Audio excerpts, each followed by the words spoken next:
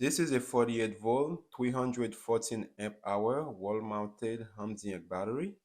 It comes in this nice crate that keep it protected during transportation. On the right hand side at the bottom you have a DC breaker. Let's switch it on. Above that you have the battery terminal, two positive and two negative. At the very top there are communication port for the inverter as well as communication between the batteries.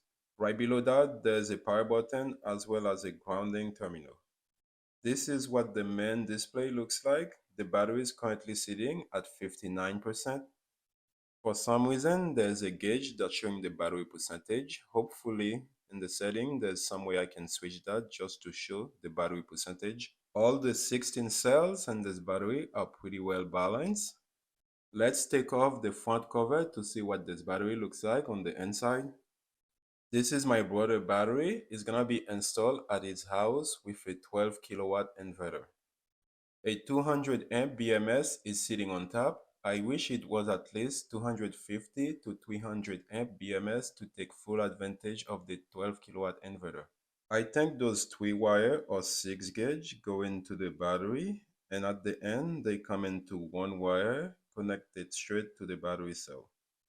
The bus bar connecting the battery cells look really good. They are designed for expansion and contraction. At the bottom, there's a giant bus bar connecting the battery cell at one end to the opposite end.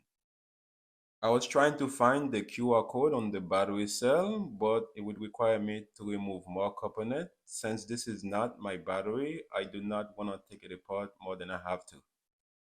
The positive wire going to the DC breaker looks like it's 4 gauge and they are using 2 of them. I was not able to see the label on the wires.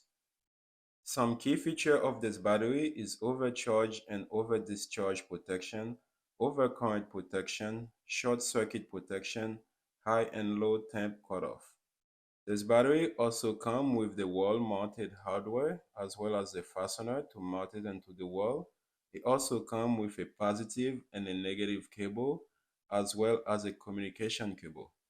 Overall, I am really happy with the build quality of this battery, how tidy they keep the wires, as well as how much clearance they keep around the battery cells. This is a 314 amp hour battery. They recently released a 300 amp hour battery